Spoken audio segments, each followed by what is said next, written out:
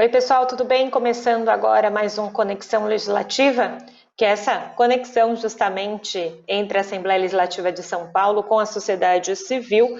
Hoje o meu convidado é o Stanley Plasto, ele é coordenador acadêmico do Instituto do Legislativo Paulista, o Instituto do Legislativo Paulista, que nesse segundo semestre retomou suas atividades de eventos de modo virtual, até porque estamos no meio da pandemia. Bem-vindo, Stanley, ao Conexão Legislativa.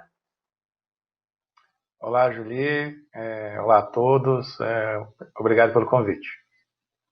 Pois é sempre muito importante para a gente aqui no Conexão Legislativa falar do que acontece aqui no Palácio 9 de Julho. A gente sabe o quanto o ILP é atuante nessa questão de eventos, cursos, nessa interface com também os pesquisadores, com os alunos ou com quem se interessa pelos diversos temas.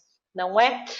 O Stanley, ele coordena toda essa questão acadêmica do que será discutido nos cursos, o que será debatido. Temos o curso, né, e o ciclo de palestras sobre diálogos informacionais, que ele já vai falar para a gente. Mas antes disso, na segunda-feira, no dia 28 de setembro, para terminar o mês, a gente tem um ciclo de palestras com a FAPESP, que também é super já conceituada no ILP. Vai falar sobre empreendedorismo, né? Essa conexão ILP-FAPESP tem dado muito certo, né? No caso, todo ano a gente faz esse ciclo ILP-FAPESP. É uma ação com foco em ciência e inovação, né? E esse ano, na verdade, o tema dessa segunda-feira é sobre empreendedorismo, né? Na verdade, serão 5 apresentações sobre empreendedorismo, com financiamento, contaram com algum tipo de financiamento da FAPESP, tem algumas questões, tem algumas apresentações bem interessantes, tem uma sobre, por exemplo, você poder fazer algum tipo de exame visual, né? Exame ocular a partir do seu smartphone, por exemplo. Então tem algumas questões bem de inovação que a FAPESP sempre se dispõe a discutir com a gente aqui na LP, dentro da LESP, é transmitido pelo canal do YouTube, tem um público muito exigente de pesquisadores, né? Mas também aberto a toda a sociedade, quem se interessar pelo tema. E nesse encontro, estou com a minha colinha aqui na tela do computador, esse encontro também vai contar com o Carlos Almérico Pacheco, que é o diretor-presidente do Conselho Técnico Administrativo da FAPESP. A gente sempre ouve o professor aqui na Rede Alesp, principalmente nesse momento de pandemia, de saber dos desenvolvimentos das pesquisas, e ele sempre chamou a atenção nas intervenções dele sobre essa questão de empreendedorismo e inovação e o quanto isso impacta também nesse momento, que às vezes as pessoas acham que a pesquisa é só na área de saúde, não, e tem muita coisa importante acontecendo de inovação e de empreendedorismo no estado de São Paulo, né? E é legal que o ILP traz isso para o grande público. O professor Pacheco, ele sempre nos honra com a sua presença, né? Em praticamente todos os eventos ele comparece, ele faz questão de estar aqui na Assembleia Legislativa, agora de modo virtual, ele estará também no dia 28. E essa questão também é muito importante porque a FAPESP ela financia uma miríade de ações, né? Ela não financia só o que a gente associa à academia muito de forma clássica, cursos de humanas ou cursos só de engenharia. Ela financia uma infinidade de projetos, ela tem um orçamento fixo, e com esse orçamento ela contempla as mais diversas áreas do saber. E é por isso que a gente vem discutindo um pouco, né? Falamos sobre genômica no evento do mês passado, foi um evento que teve grande repercussão, e agora falaremos sobre empreendedorismo também, com cases, né, e algumas empresas, startups, que obtiveram recursos via FAPESP. E é muito bacana porque a gente vê o quanto as startups elas vieram para ficar e nesse momento de pandemia elas têm resolvido alguns problemas no sentido de se algumas empresas demorariam X tempo para conseguir viabilizar algum tipo de tecnologia, as startups elas têm diminuído esse tempo e auxiliado grandes empresas nesse sentido. Então, quem ficou interessado aí pelo que o Stanley falou sobre esse ciclo do ILP que acontece no dia 28, é fácil, vai lá no canal da Assembleia Legislativa de São Paulo, lá no nosso site, al.sp.br/ILP, aí lá na parte de cima tem cursos, eventos, você procura o evento do dia 28, se inscreve por lá, é isso? Dei o serviço certo, Stanley? É isso, a pessoa precisa se inscrever, mas mesmo que a pessoa não se inscreva também, ela pode assistir ao vivo a partir do canal da Alesp. Esse ciclo FAPESP ele é uma exceção na transmissão, todos os outros eventos são transmitidos pelo canal do YouTube no LP, né, que é www.youtube.com/c/ILPSP. Esse da FAPESP especificamente, a gente faz uma transmissão pelo canal da Alesp mesmo, pelo YouTube da Alesp, que é diferente do DLP. Uhum. Por isso que a gente está conversando com o Stanley, que cuida dessa programação acadêmica, para contar para você e falar, gente, vai lá, se inscreva para aprender coisas novas também. Depois desse ciclo do ILP, já está acontecendo, que aconteceu o primeiro encontro no último dia 21, não é que você organizou sobre diálogos informacionais.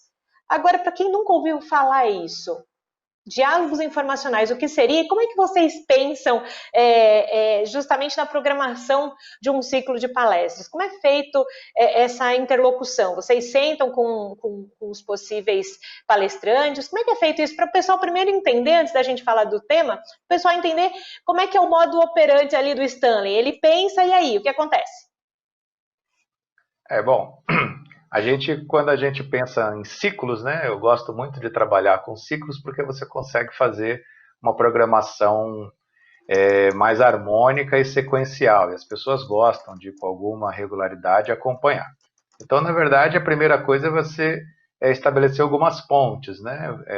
No caso do Diálogos Informacionais, a gente decidiu fazer uma parceria com a Unesp, que tem tem um departamento de Ciência da Informação, e fizemos também com a Fundação Escola de Sociologia e Política e também com o Arquivo Público do Estado. A partir disso, a gente identifica os parceiros a partir de um primeiro esboço e aí sugere a programação como um todo dentro das datas disponíveis do ILP, para não brigar, às vezes, a programação.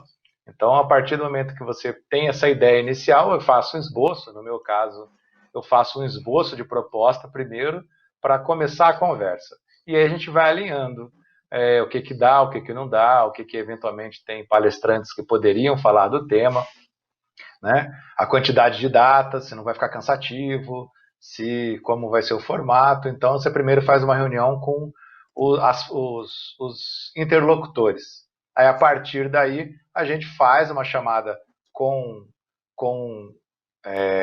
depois de definidos os nomes, a gente faz na verdade, uma reunião prévia. Todo evento tem uma reunião prévia, todo evento que envolve mais de uma pessoa, ou seja, não é uma palestra avulsa, tem uma reunião prévia com a gente, ou seja, eu e mais 3 pessoas, no caso do Diálogos, faz uma reunião prévia justamente para não brigar as falas entre os próprios palestrantes. Então, qual vai ser a toada geral do evento? A toada geral vai ser essa. Ok, então vamos fazer assim, assado, dar algumas dicas de como lidar, às vezes tem profissional que nunca fez alguma transmissão ao vivo, e assim que funciona, em linhas gerais, a definição de um ciclo maior, que inclusive facilita até a divulgação, porque quando você divulga você acaba divulgando os outros também, né? Depois de todo esse trabalho que você tem, pensando o tema, pensando as datas, pensando os ciclos, pensando os profissionais, é sempre bom que você tenha um público, né? Então, quando você divulga todos de uma vez, no atacado, depois você reforça individualmente, você consegue uma adesão maior. Pois é, e a gente está fazendo justamente isso, né? Essa interlocução do que acontece na casa e divulgando o que acontece na casa é muito importante. Você falou agora há pouco, Stanley, de ciência da informação. às vezes as pessoas podem falar, mas como que a informação pode ser uma ciência? Então, para a gente começar a falar desse ciclo, o que é a ciência da informação e como ela trabalha? A ciência da informação, se a gente partir da definição da CAPES, né, eu não sou um profissional da ciência da informação, mas sou um curioso da ciência da informação. A partir da definição da CAPES, ela engloba as áreas informacionais, que seriam a arquivologia, né, a biblioteconomia, a museologia também acaba entrando ali, embora às vezes sempre tenha há controvérsias, mas muitos colocam a museologia também no campo da ciência da informação. Então, esse campo aí, na verdade, é a informação registrada, né? Ou seja, você tem um suporte mais um dado, um suporte mais uma informação. Então, com a informação registrada, ela vira um objeto da ciência da informação. Comumente é isso. Engloba a biblioteconomia e museologia. E aí, com a ressalva de que tem alguns que não necessariamente põem no campo. A CI mais museologia. Mas a ciência da informação, de uma maneira mais ampla, é estudar essa informação, como ela é produzida, como ela é arquivada, como ela é transmitida, como que comunica. Então, a proposta do Diálogos Informacionais propõe uma discussão no conceito amplo de ciência da informação, né? Não tão rigoroso, e que dê voz a várias temáticas dentro desse campo de estudo. E aí, nesse ciclo, né, dos diálogos informacionais, são 5 encontros. O primeiro, como eu falei, já aconteceu no dia 21 de setembro, gestão do conhecimento nas organizações. Quando a gente fala dessa gestão do conhecimento e organizações, a gente está falando de organizações privadas ou públicas? A gente está falando, na verdade, dos dois campos, né? A gente teve um evento que foi teve uma muito boa acolhida, né, por parte de público, parte de repercussão, né? E a gestão do conhecimento, na verdade, ela é tanto para o setor público quanto para o setor privado. A questão é que você sempre tem algumas especificidades. Você pensa, por exemplo, na informação registrada, né? Ou seja, você pensa em documentos de arquivo ou algo do gênero. Quando você fala disso no setor público, você tem algumas considerações legais que envolvem, por exemplo, a lei de acesso à informação. Então, você tem algumas questões ali que são diferentes da iniciativa privada. A gestão do conhecimento não é só informação, né? A gestão do conhecimento tem o conhecimento tácito, você conversa um pouco com gestão de pessoas, né? Então, ambas os setores, público ou privado, podem fazer o uso com as devidas adaptações de uma boa gestão do conhecimento, que foi um tema muito bem explicado pela professora Marta Valentim da Unesp, pela Valéria Valls da FESP e pela Carmen Lúcia, que representou o Arquivo Público do Estado nesse debate. E é muito bacana, num outro programa nosso aqui da Rede Alesp, no Alesp Conecta, nós entrevistamos um representante do Arquivo Público do Estado de São Paulo, e ele contou tantas coisas bacanas e o quanto a população pode ir, depois da pandemia, lá para conhecer alguns documentos históricos e reviver um pouco da história registrada da cidade de São Paulo e também do Estado. E aí a gente cai já para o próximo encontro, que é digitalizar esses documentos, né? Você sai dos documentos na mão, né? Porque pode ser perecível com o tempo, e você digitaliza esses documentos. Não é para tentar deixar isso a posteriori, né? Deixar por mais tempo que as pessoas consigam utilizá-lo. Esse processo, principalmente na administração pública, como é que anda de digitalização? Porque a gente ouve falar muito em digitalização de processos, né? Processos no sentido de atendimento ao público. Mas como é que funciona essa questão de arquivos, de documentação e o quanto é importante digitalizá-los? Bom, deixando claro que eu sou organizador do evento e teremos palestrantes para entrar na minúcia. Mas você vai dar um spoiler para a gente, não tem problema. Sim, eles vão entrar na minúcia, então me perdoem aí se eu deixar escapar alguma coisa fora do estrito ali, do bem restrito do conhecimento. Mas no caso dos documentos digitais, é o tema do nosso próximo evento, né? teremos aí especialistas no tema pela Unesp e pela FESP, e teremos também um representante do Arquivo Público do Estado, que é o coordenador do arquivo, o Fernando Padula, e ele justamente vai falar sobre isso, né? Quando a gente fala digitalização, a gente tem que ter cuidado para não confundir os documentos que são os nato-digitais, ou seja, documentos que surgem, já nascem digitalmente, dos documentos que nasceram no meio físico, comumente papel, e depois serão digitalizados. Então temos duas questões aí. Quando você falou no setor público, a grande preocupação quando a gente pensa em documento digital é justamente a sua preservação, né? Porque como você produz de uma forma muito simples, você tem que pensar ali primeiro as características do documento de arquivo que não podem se perder, sob pena de perder a sua validade jurídica. Então você tem ali a sua autenticidade, você tem a sua unicidade, né? A organicidade. Então tem várias questões aí que vão explorar melhor no evento, que são muito específicas do documento e o que no digital tem que ser garantida. Se no papel ela era garantida, no digital tem que ser garantida também. Então é um pouco desafiador. A digitalização, ou seja, você criar uma cópia digital do documento formal, oficial, ele serve muito para você agilizar consultas, né? Então você não precisa ficar deslocando. Imagina um processo grande. Teve um grande ganho com isso, por exemplo, é a justiça.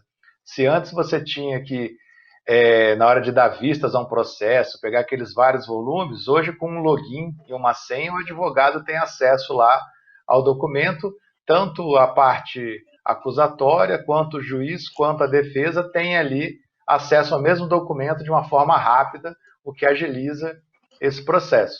No caso do Poder Executivo, isso agiliza, por exemplo, quando você tem secretarias no interior do Estado, você tem sedes no interior, um documento assinado lá, em questão de segundos para minutos, já está disponível para aqui na sede. Então você agiliza muito esses procedimentos e a tendência é que você tenha ganhos processuais e de fluxo informacional muito grandes. E quando você ganha esse tempo, né, vamos dizer assim, você agiliza também não só esse processo interno, mas o processo externo. Quando eu digo de administração pública, a gente diz de muitas instituições ou autarquias que atendem o público. Não é? Isso facilita também a vida da sociedade, que às vezes fica emperrada ali porque demora numa questão, ou é muito burocrático, vai muito além disso, né, Stanley? Vai, à medida que você digitaliza os serviços, primeiro você democratiza o acesso a esse serviço prestado do Estado e agiliza também, inclusive, as análises, né? Você pega algumas ações que demoravam meses, hoje você faz em 3, 5 dias, porque não tem todo aquele tempo do transporte físico do documento, onde você tem que tirar a cópia, aguardar um ler para depois o outro ter acesso. Não, os acessos são simultâneos. Então isso tem um ganho muito grande. Agora, o principal desafio, né, que estudaremos na minúcia no evento do dia 5 de outubro, é a questão de você como preservar no longo prazo isso, porque você tem uma obsolescência, muitas vezes, de software, de formato dos documentos, e aí você tem que, no médio prazo, garantir que esse documento continue acessível e fidedigno. Pois é, e aí eu estou tentando pelo menos um gancho entre uma questão e outra, e aí você está falando de que a população, não só agora, não só a população, mas quem quiser, possa ter conhecimento desses documentos ou do que for preservado. E aí a gente entra nesse terceiro encontro, vamos dizer assim, gestão e preservação do patrimônio histórico. Como gerir, então, qual que é a ideia, então, desse terceiro encontro que fala sobre gestão e preservação do patrimônio histórico? Bom, aí quando a gente pensa no patrimônio histórico, teremos no evento também a diretora do Departamento de Preservação e Difusão do Acervo, do Arquivo Público do Estado, teremos uma outra também do Centro de Memória da Unesp. Aí hoje a gente está falando, quando a gente está falando de patrimônio histórico, a gente está falando de documentos que foram preservados em papel. ou outros suportes físicos, né? Outros suportes físicos. E aí você tem toda uma questão de como permitir o acesso da população a essa documentação. E você tem que fazer o tratamento, a organização, higienização. Você tem que disponibilizar isso para o público de uma forma acessível, né? Porque muitas vezes, quando você pensa num arquivo, você vai lá e faz organiza o fundo de acordo com as normas arquivísticas. Mas o pesquisador, ele não conhece essas normas arquivísticas. Então você tem que fazer uma interface de pesquisa que seja amigável, que a pessoa jogue ali os termos que são de interesse dela e você permita que ela localize a informação sem necessariamente você precisar de um profissional explicando na minúcia. Aí sim, quando você quer uma coisa muito detalhada, aí você tem um profissional ali que dá esse suporte a você. Somos leigos. Agora, de uma maneira geral, permite. Várias ações têm sido tomadas por várias instituições que têm essa preservação, tanto de acesso, ou seja, se você for procurar, quanto também de tentar atrair o público via redes sociais, via digitalização para consulta online. Então, são também alguns desafios que abordaremos no terceiro encontro dos diálogos informacionais. Veja que a gente está partindo da gestão do conhecimento, falando de digital e já estamos de patrimônio histórico. E é essa a ideia inicial desse ciclo, de dar uma visão ampla e panorâmica sobre essa questão. E se a gente preserva, então, essa questão do patrimônio histórico, a gente consegue gerir muito bem, vai para o nosso próximo encontro, até aproveitando que nós estamos aí na reta final do Conexão Legislativa, sobre memória institucional, não é? Há um limite ali entre patrimônio histórico e memória institucional ou não? É uma linha tênue ali que separa os dois. Novamente, com a ressalva de que eu não sou um especialista no tema, mas há uma linha tênue ali entre os dois, porque a memória institucional você tende ao uso que a empresa dá, ao uso que a empresa faz do seu acervo para benefício próprio, né? E também para garantir dessa memória, dessa cultura, né? E aí, quando você pensa em instituições privadas, por exemplo, você tem ali uma memória de quando a empresa foi fundada, o trajeto, a jornada que ela percorreu e como que isso se faz presente no dia a dia. Então, essa documentação, ela serve para isso também, para você não esquecer os valores, a missão, por que a empresa surgiu. E, por outro lado, também tem a ver como que a empresa se projeta, como que a empresa se projeta diante do público.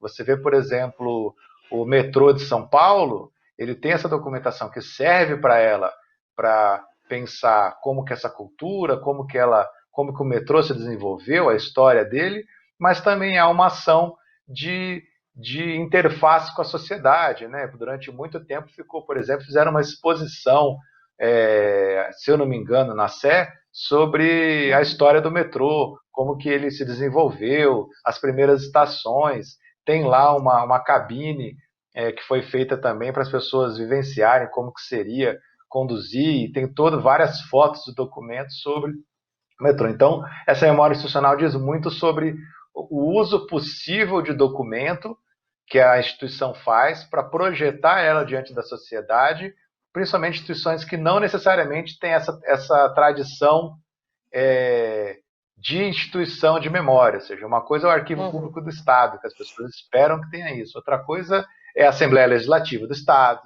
Outra coisa é a Câmara Municipal, outra coisa é o metrô, enfim, é isso que vai se discutir um pouco. Instituições que não são especialistas em memória, como que elas fazem esse uso, como que elas podem projetar essa memória institucional para os seus quadros e para a população. E claro que todas essas questões que a gente está abordando até agora vai de encontro, então, com o encontro que vai encerrar o ciclo lá em novembro, no dia 23 de novembro, e que também vai encerrando o nosso programa aqui, o Conexão Legislativa.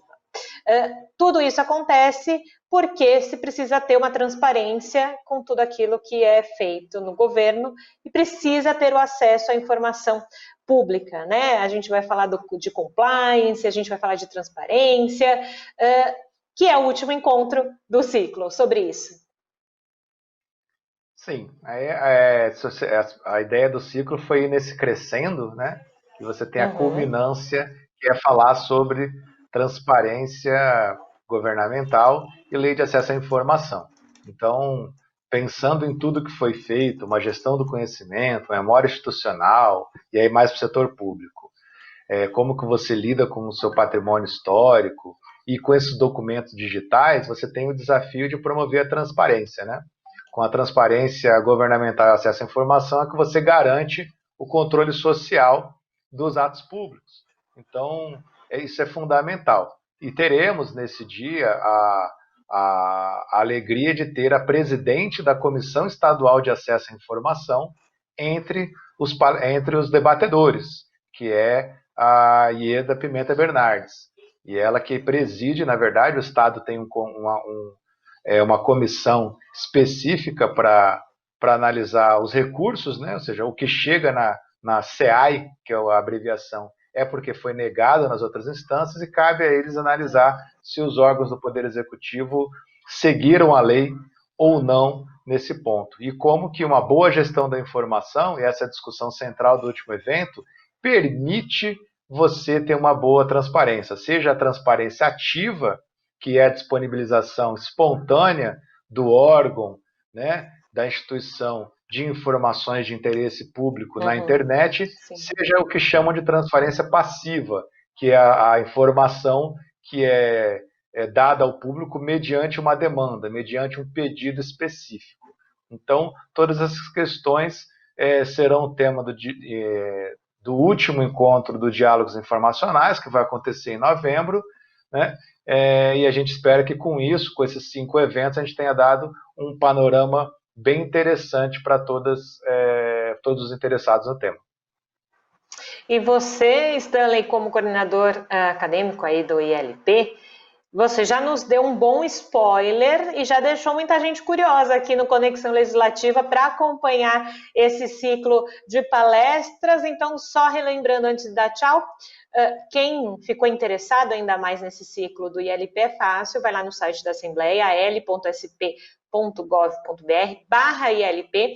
Lá tem todos os cursos, os próximos cursos. É isso mesmo, né, Stanley?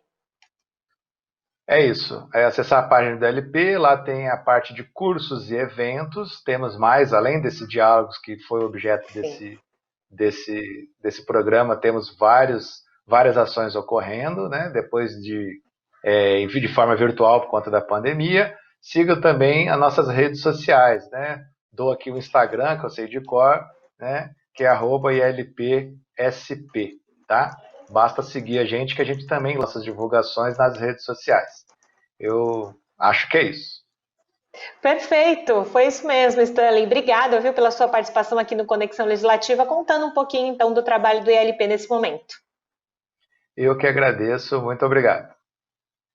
Você que terminou de assistir esse programa do Conexão Legislativa, ficou interessado também em toda a nossa programação, é fácil, corre lá no nosso canal do YouTube da Assembleia Legislativa de São Paulo, a gente se encontra logo mais. Tchau!